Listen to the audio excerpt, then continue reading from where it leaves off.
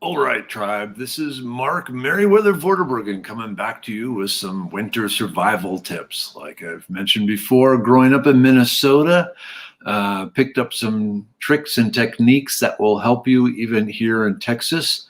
It seems like a lot of people are without power due to this ice storm, winter storm, crazy snowmageddon type thing. So here are some tips. Now, it'd be better to have some of this stuff set up beforehand, but even if you didn't, you may have the stuff around the house that you can use. So first off is just how do you stay warm? And frankly, hot water is a great way of staying warm. So if you have some Nalgene bottles, these can handle boiling water.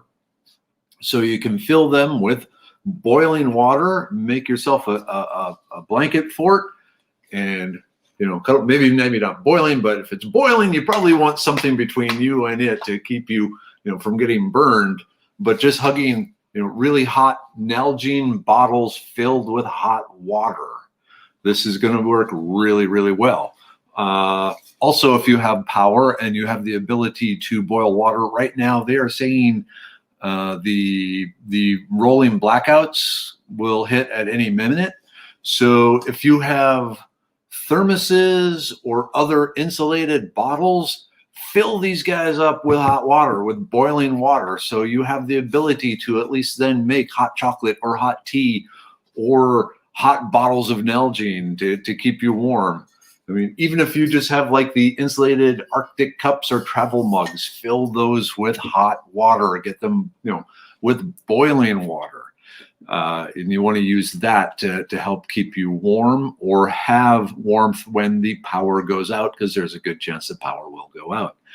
Okay, so then the next question. Okay, Tracy, you have no water. Do you have snow? If you have snow, I mean, it's messy, but at least you can heat up, melt the snow, and use that for hot water. So if you are melting snow, here is the trick. Don't just pack a pot. Let me go get a pot.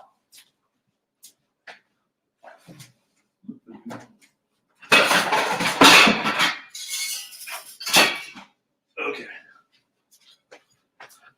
Don't just fill the pot full with snow and then try heating it up, because you will have a whole bunch of air pockets in between the snow. No matter how tightly you pack it in there, you're still going to have little tiny air pockets, and so that's actually going to act as an insulator. And what's going to happen is the bottom of the pan is going to scorch. You will really burn the snow. It's not going to melt. What you want to do is start with a warm pot. If you have power, and we'll talk about some other things in a minute, but start warming the pot and then starting chunks of snowballs into it, about marshmallow-sized pieces. And as they melt, add like one marshmallow, and as that's melting, then add another. You want some liquid water in there before you start adding the snow. So melt a little bit of snow first, and then more and more. Don't try and melt big gobs of snow. You want to melt a little snow at a time. Then, like I said, pour it into your Nalgene bottle and use that as a hot water bottle to keep yourself warm. Worst comes to worst, you're probably going to have all sorts of leaves and stuff like that in your snow. So you probably don't want to drink it straight, from the pot, but you can run it through some coffee filters or some, bandanas or things like that to filter out the chunks, and then bring it to a boil, and then it will be safe to drink. So, okay. So you're boiling snow, you're slowly melting bits of snow to get water, so you can, put it in your Nalgene. Other thing that works really good, an old time whistling kettle. If you don't have one of these, they're like $8 at Walmart. They're really handy in a situation like this, just for, again, heating water on your stove or other things. If you have a barbecue grill outside, you can use this out there. They make different sizes. This is like the family size. So this is a pretty big one, but you can get smaller ones too. But nice big surface area, melting snow. You can even like put a wad of cotton or something in here to work as a filter, to filter out the leaves and so forth like that. So another really good way of just heating up water that most people don't have in the house anymore. Okay, so if you don't have power, how do you heat up water? That becomes tricky. So one thing I recommend everyone should have in their emergency kits, and this is Texas, so hurricanes, previous hurricane, I cooked pretty much all our meals on this. This is a little camp stove type thing. Let me see if I can alter this angle here. Okay, so I first discovered these in China, but they've become popular here too. So it is a stove. Oops. You see this? And then this flips over. And it's powered, pardon me a second, by these canisters of butane. And you used to only be able to find these stoves at Asian markets, like in big metropolitan areas, but now Academy and Walmart carries them, and they also carry the refill cylinders. And one of these cylinders is about good for a day's worth of meals for a family. So it's a nice little compact stove. Like at Academy and Walmart, it's around maybe $25. You can also get one that along with using the butane canisters, they have an adapter so you can use the regular propane canisters, you know, like the green ones, or run the line all the way to your big barbecue grill. But again, for $25, this is really, really good piece of gear. I've had mine for years. I've cooked lots of food on them. You just wipe them down when you're done, and you're good to go. And what's the nice things about them is technically, let me put this up here. Technically, they are designed to be used indoors. They supposedly burn really, really, really cleanly. So you generally don't have to worry about carbon monoxide. But I do, because carbon monoxide is really bad. And so the other thing you want, I can get it here, is some sort of carbon monoxide sensor. And again, these are cheap at Home Depot, at Lowe's, at Walmart. It's just cheap insurance to have if you plan on doing any sort of fire inside your house. Also important with the camp stove that I showed you here, don't set it directly on the table. Hopefully you have a big cutting board or a piece of wood or something like that, because over time, this bottom can get warm and you don't want it to damage your tabletop. So putting it on a big cutting board or other piece of wood bigger than the bottom of the stove is a really good idea. Okay, if you don't have any sort of camp stove whatsoever, hopefully one of your neighbors does. If you're on next door, or know a neighbor you've seen goes out camping, hunting, things like that, this is the time to swallow any pride and knock on their door and say, hey, I need help. Because humans are predispositioned to help one another. Not all of them, but a lot of them are. So, keep that in mind. Ask for help. See if there's anyone around you that has some sort of heat source. If nothing else, and you have the spare toilet paper. One of the tricks in like Minnesota is with a metal coffee can, a roll of toilet paper, some sort of high alcohol content, like even hand sanitizer or 140 proof vodka, something like that. The isopropyl alcohol, rubbing alcohol, something like that, poured on the toilet paper, and then lit on fire, and then you have your kettle over that. Again, do this outside. Be very careful, because a lot of the alcohols burn with an invisible flame. So in the oil field, we used to use a lot of methanol, and the old timers, they would stick tissues, just Kleenex, in their in their sleeves, so it was kind of dangling out from their cuffs. And the reason being, if they saw that start to char, if they saw the Kleenex starting to char, that meant they were on fire. And because, we have the flame-proof, coveralls and so forth, you don't always realize right away that you're on fire. And so this was a way of signaling that, hey, I'm on fire. One of the alcohols we're using here is on fire. So we need to stop, drop, and roll and get away from other flammable stuff. So, yeah. Oh, yeah. Dave makes a good point. Do not leave the stove in the plastic case. Take it out of the case, because this case is not designed for the temperatures that the stove produces. So take it out. But if you don't want to spend $25 in Academy and Walmart, they have little camping stoves. Look in the camping section, just walk around, look at the different ways, the different cook stoves they have. And, just think, I'm in Texas or wherever you happen to be. There are power outages due to hurricanes, storms, flooding, whatever. It might be a good idea to have some way of, if nothing else, to boil some water. Okay. Ooh, all right. Here's a question from Tammy. Can anyone tell me how to clean the jets? I think they're called on an old John Deere heater. I use it in my greenhouse and it's not working. I took the jet off. Now what? Step one, get yourself, if you have some sort of needle. So like a push, like a thumbtack is too thick. You want a really fine, like sewing needle that you use a pin type thing, and just kind of poke it through the nozzle, the nozzle or the jet, and see if you can knock loose any of the carbon that is built up there, and give that a try.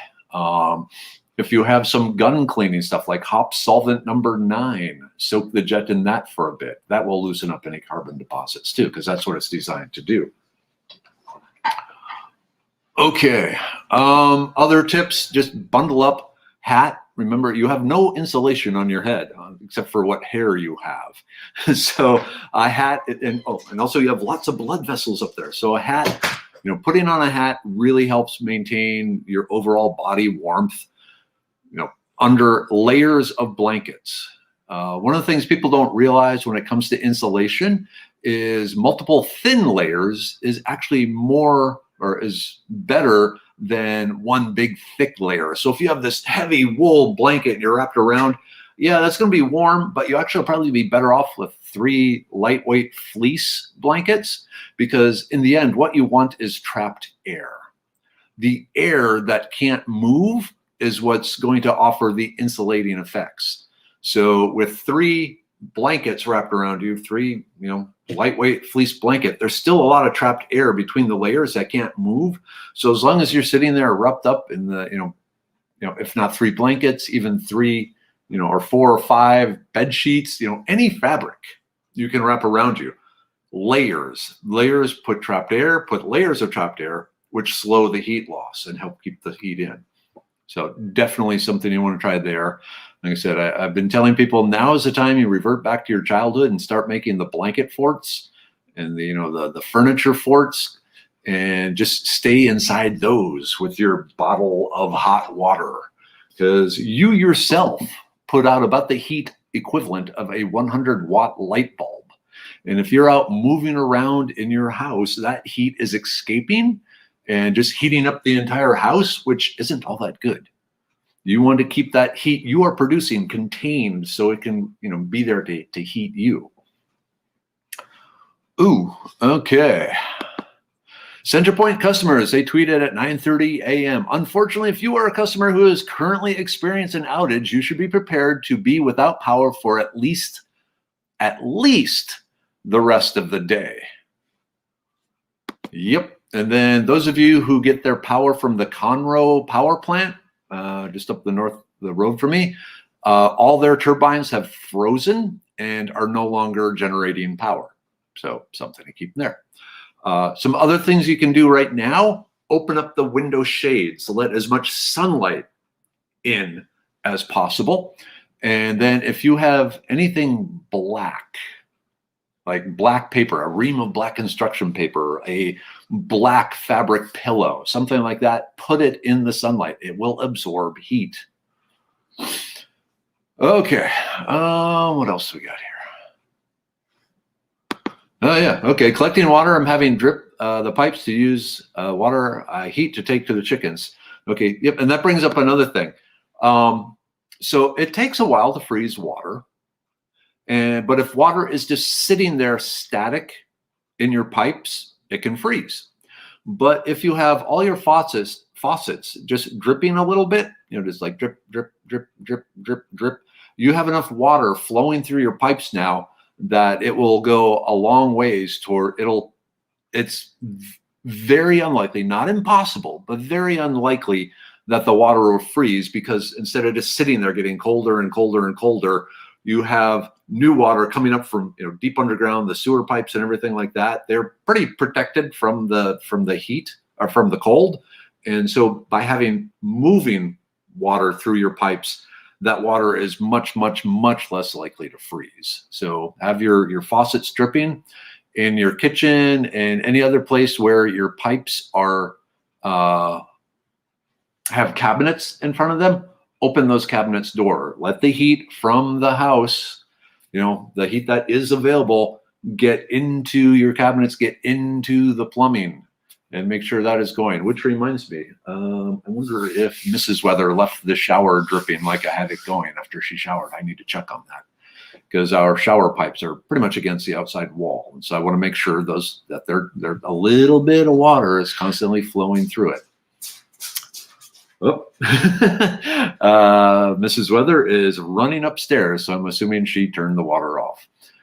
Okay, what else do we have? But yeah, hot water holds its heat. You can use the heat. So boiling water and Nalgene, leave a little headspace.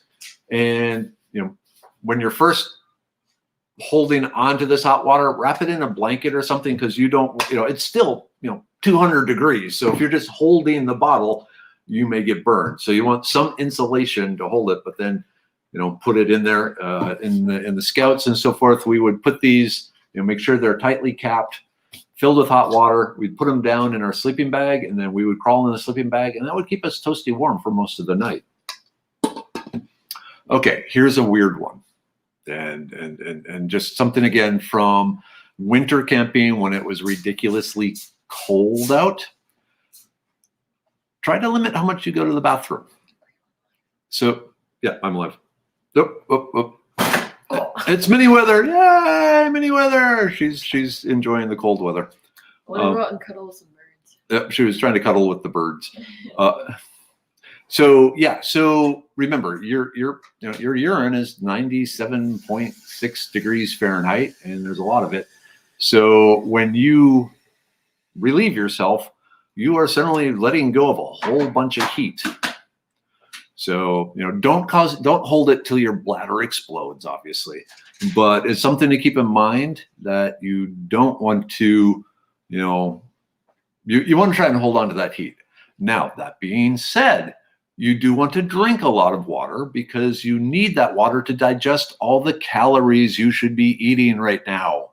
So now is the time to say, F you diet.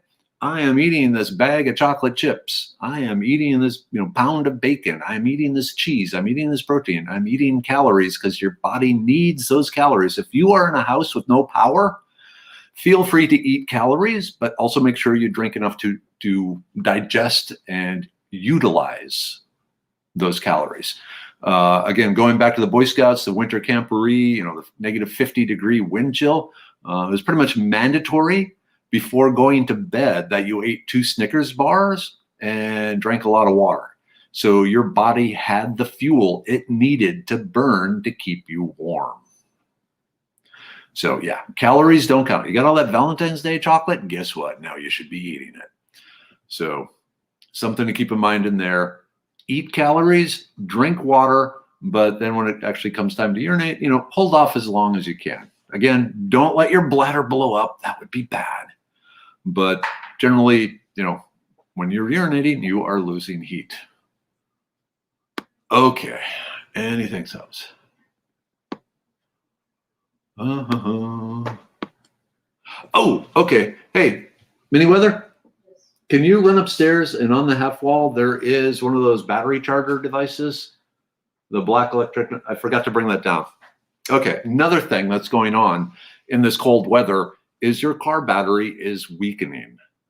If you, well, the amount of power the battery can generate is somewhat dependent on its temperature. Yeah, that. And so when it gets really cold, suddenly, especially if you have an old battery, your car may not start. This could be bad, especially if you have to get to work tomorrow. You know, they say, well, today, you know, it's President's Day and, you know, the apocalypse, but it's, you know, tomorrow you got to come into work. Well, you go out to your car and it's not going to start.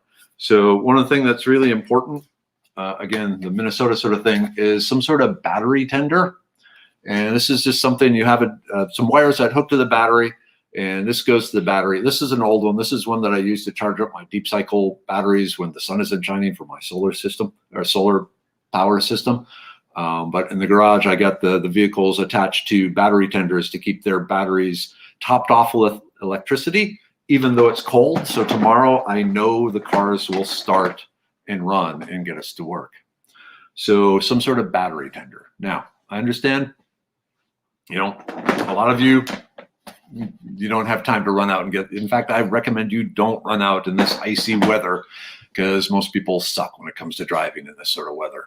So you want to, you know, after it's done, start thinking, okay, I need to get a Rubbermaid tub with a battery charger, the cooking system, 3 or 4 bottles of the butane for it, a kettle, and some sort of like Nalgene bottles, insulated bottles, something to keep the hot water that I'm going to generate available. Okay, so people are saying hi. I think she's coming back. Is she coming back? Don't bend over. There she is. You know her. You love her. The Mini Weather. Yay! All right. What else is going on? Okay. Jonathan, I boiled water in a stainless frying pan in the fireplace to use my French press. I had hand ground dark Italian espresso beans this morning. Nice, nice, nice. Yes, if you have a fireplace, you can use that. But keep in mind, you are burning propane, or well, you're burning natural gas in the fireplace. So yes, good for you. You know, it's going to help you keep you warm, get the water going. But one of the issues right now is there is a shortage of natural gas. That's why they're having a number of the power outages, because they just can't get enough natural gas here to you know, generate all the electricity they need for all the people that are cranked up their electric heat. So it's a trade-off there. That's why having some camping gear ahead of time. Okay. Okay. Do you have a post that would have all this? Yes.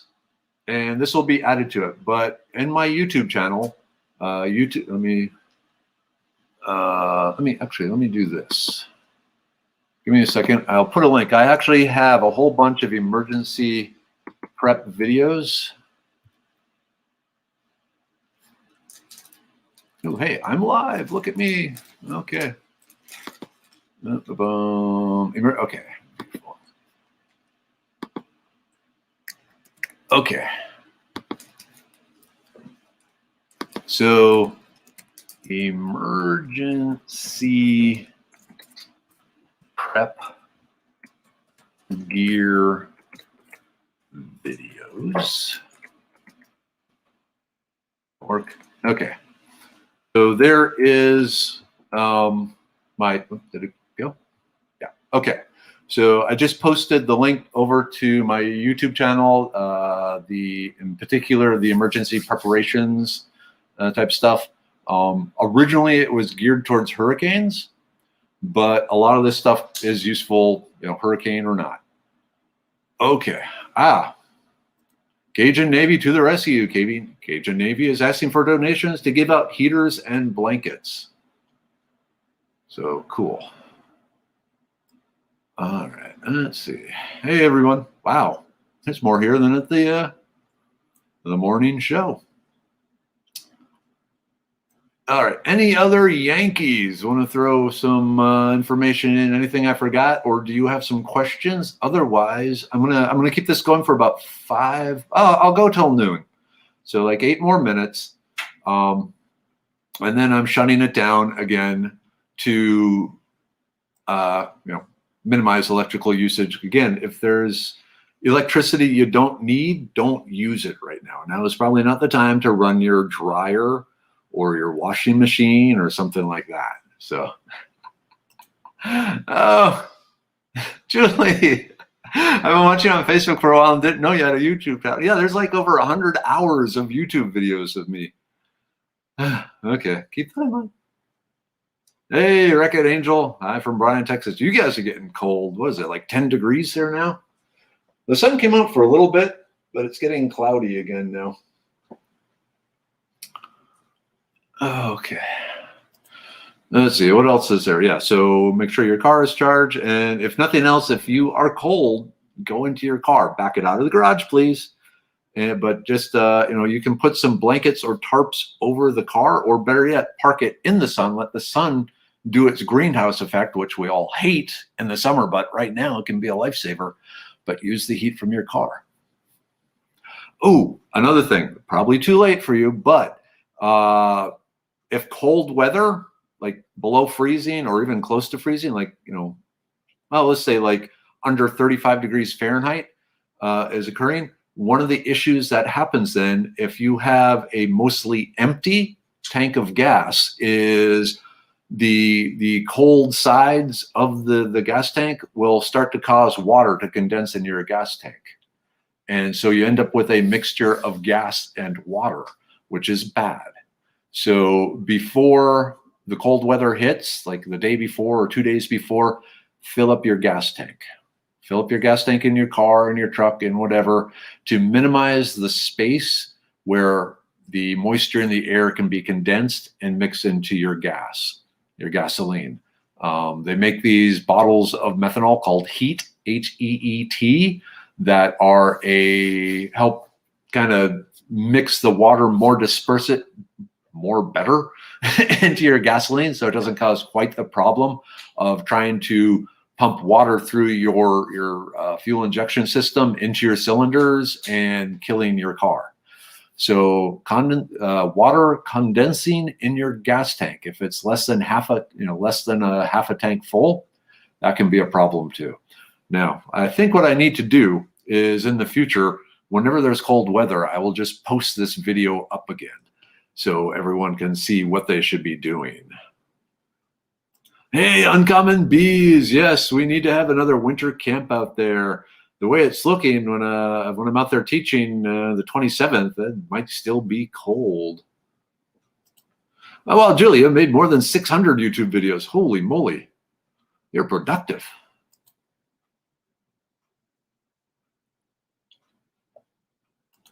Let's see. Do people know how to use emergency heat at home setting, but not to turn it off until it's above freezing? I'm not quite sure what you're actually talking about here, Julie. If you could explain a little bit more, that would help. The emergency heat at home setting.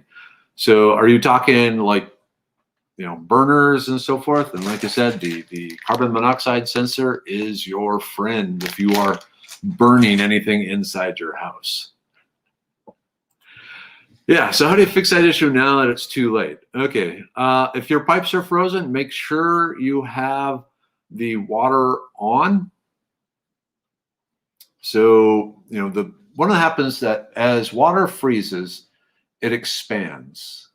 And that expansion, that ice, can put pressure on the pipe to the point where it can, split or break the pipe. So if you have frozen pipes, one thing you want to minimize the pressure on it. Right now it's too late because you got, the pressure on it. But any sort of heat you can apply to the area where the pipe is frozen, if possible, is going to help. But also opening up the tap so that there's a little bit more room for it to expand. Other things, just like I said, layers of blankets, bundle up, cuddle up. If you don't have a dog, borrow the neighbor's dog or something like that. You want heat. So for heat, you need calories. So eat that Valentine's Day candy, drink that water so you have the things you need, your body needs to produce heat, and then bundled up under multiple layers of blankets and sheets and whatever to keep the little bit of heat, actually a lot of bit of heat. Like I say, you are producing about the equivalent of a 100 watt light bulb to maintain your heat. So, yeah. Okay. Half tank of gas in truck. You're going to be borderline. You might be okay. But if you notice kind of a chuggy luggy effect going on when you're driving, that could mean there's enough water condensed into your gas tank to cause problems. Oh yeah, uncommon. We have power but no water. We drained our pipes to the mains. Everything is too exposed here. Oh, pool noodles. If you have, pool noodles left over for last summer, those can be used to wrap around pipes. Slit a side in it and stick it over the pipe, whatever pipes you can reach. You probably saw the Whataburger cup over the outdoor faucet. Just even towels and rags wrapped around that. Anything that can, so the metal isn't directly exposed, because that same sort of layering effect where you have multiple layers to trap the heat in also keeps the heat out. And so really any metal pipe type thing outside, if you haven't yet, go wrapped it. Okay, what else? Okay, one more minute. Ooh, Den picked up a hurt robin out of the snow and is taking a trip to the feed store to get him some mealworms and a jacket for our mini donkey. All right, we got a drill here. Yeah, solar mining crypto, keeping the house warm. Yeah, you are burning lots and lots and lots of electricity doing that. Okay, emergency heat on the HVAC. Now, I'm intrigued by this because is that like a special setting? I don't recall. I've been in this house 22 years. Well, we have the same thermostat and everything for those 22 years, but I don't recall. This is something new to me. Emergency heat on the AC unit. Interesting. Okay. I use bulb Christmas light to help heat my water filter, softener, and bushes. Yep. I keep one pool noodle in case I ever need to attach it to a 5-gallon bucket to make an emergency toilet. Good idea. That's a great thing. If you don't know what she's talking about, it's very common with campers also, where you have a 5-gallon bucket, you line it with a garbage bag. I put some kitty litter down, the clumping kitty litter down.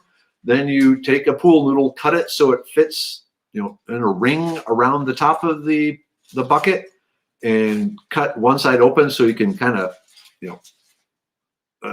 open up the ring and slide it down over the top of the bucket as a seat. So now you have an improvised toilet. So if you have no water and you can't flush the toilets, you can use that. Oh, that reminds me.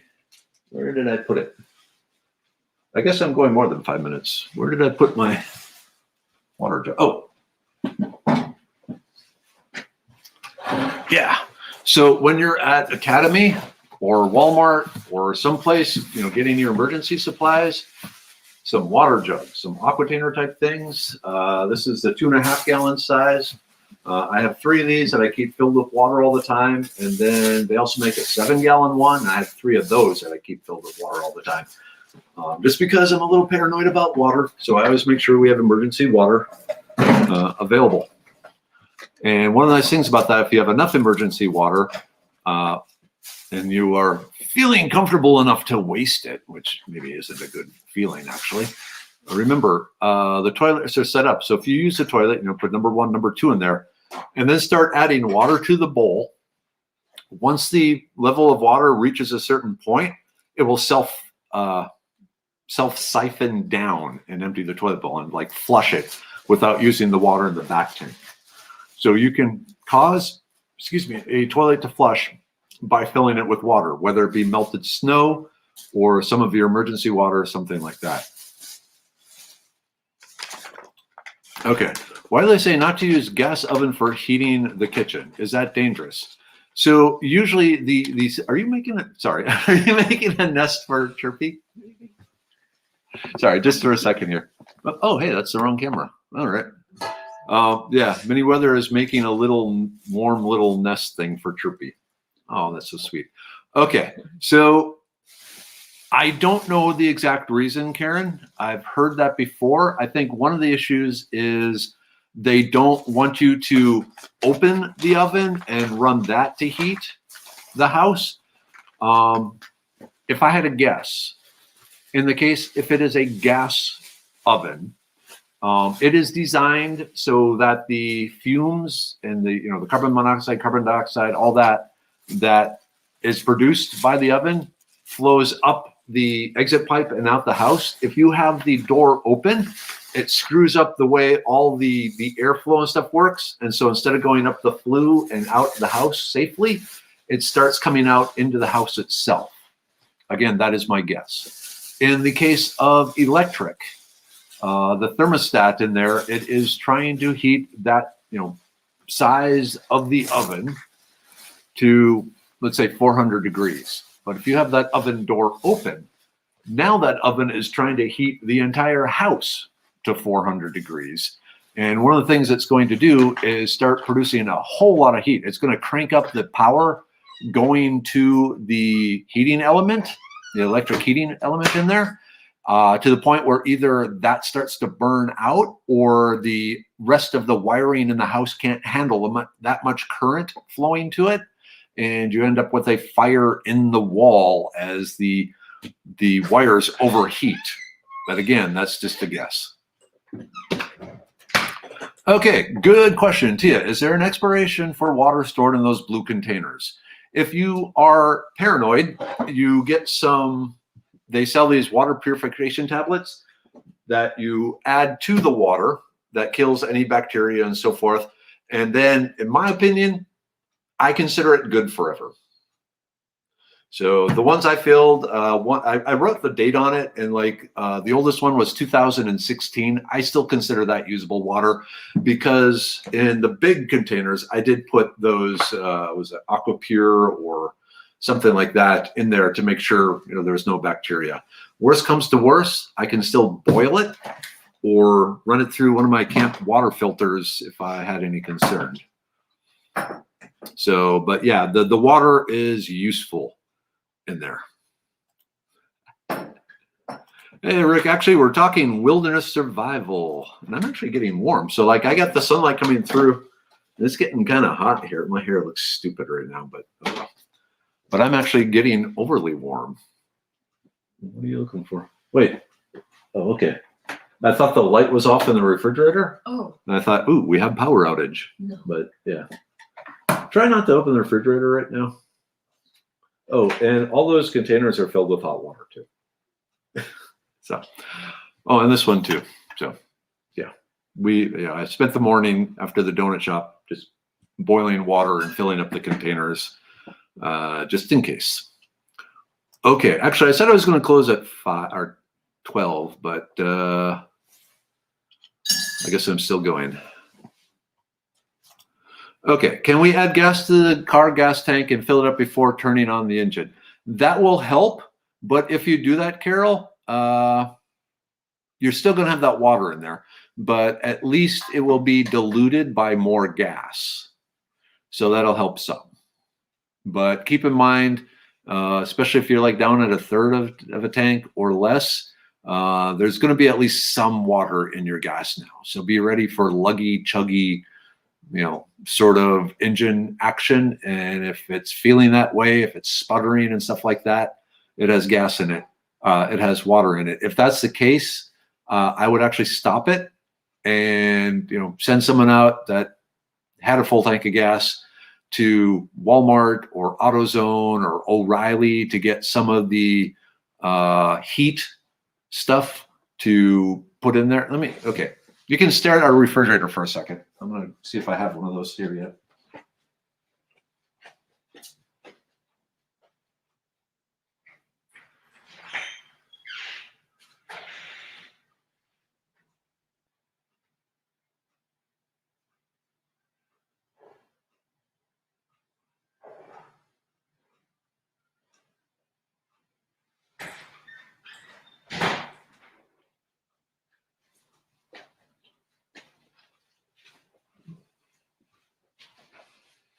Yeah.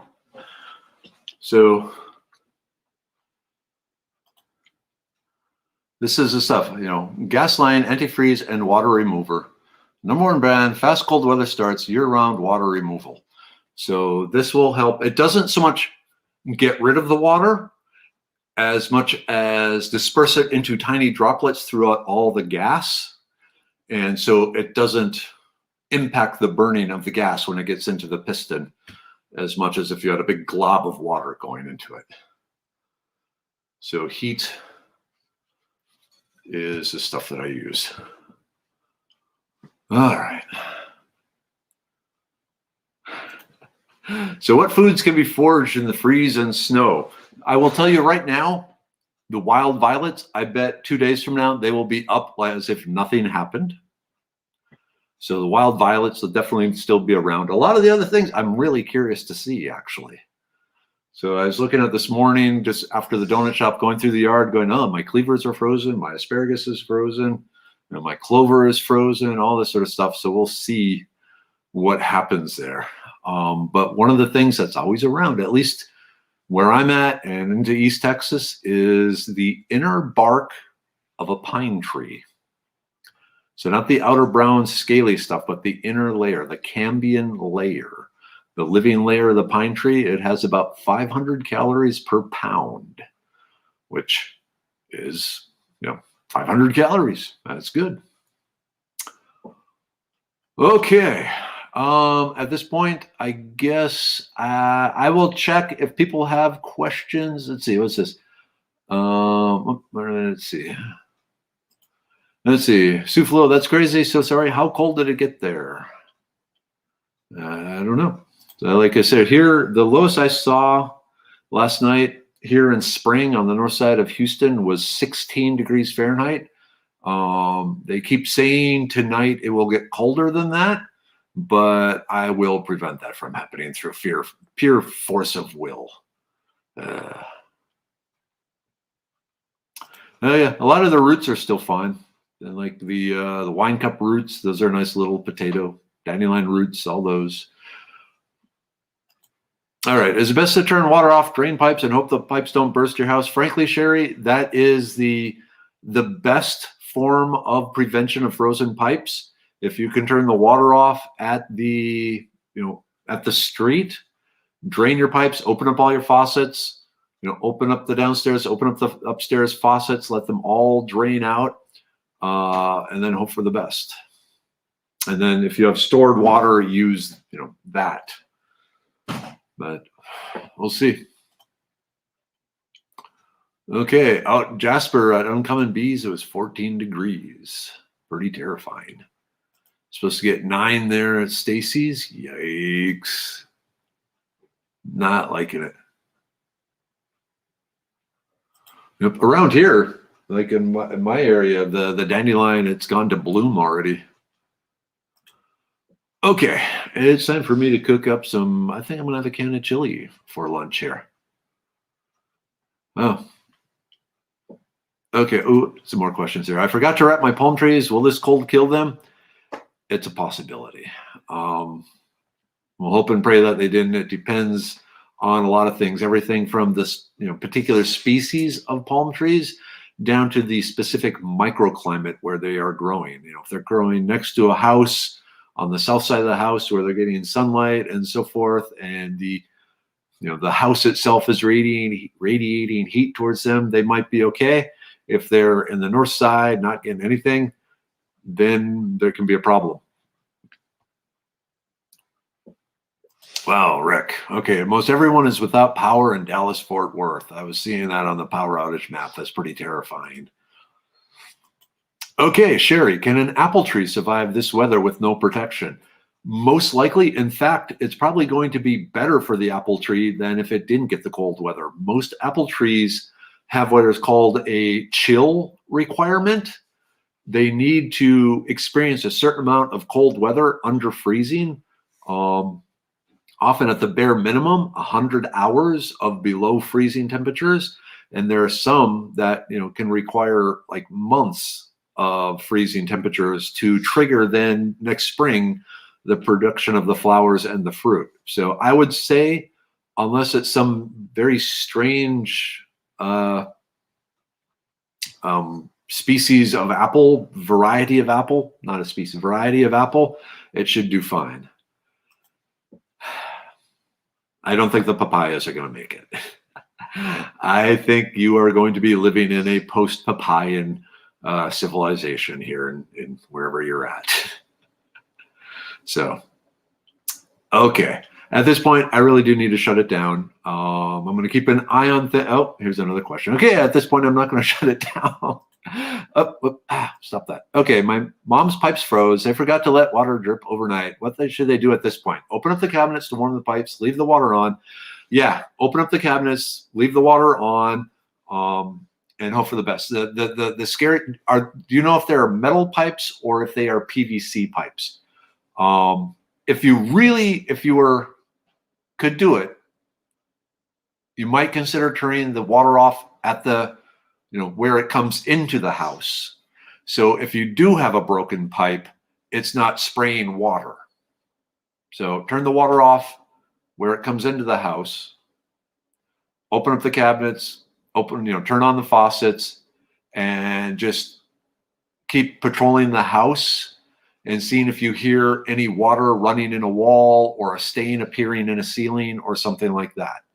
Because the risk is a broken pipe, but if you don't have water flowing into the house, really the only water that's going to leak out will be what's in the pipes already. Oh, go up to the water heater, turn that off. There should be an outlet flow from the water heater. Turn that off too, so the water in the water heater doesn't flow out of the pipes. Okay. Ooh, see, I think the kumquat trees will be okay. I have 3 kumquat trees, and I've had them for years. They haven't been subjected to 12 or 16 degree Fahrenheit, but they have been subjected to 19 degree Fahrenheit and have had snow on them. So I think the kumquats will be okay. All right, everyone. Gotta go. I'm hungry. So I will talk to you later.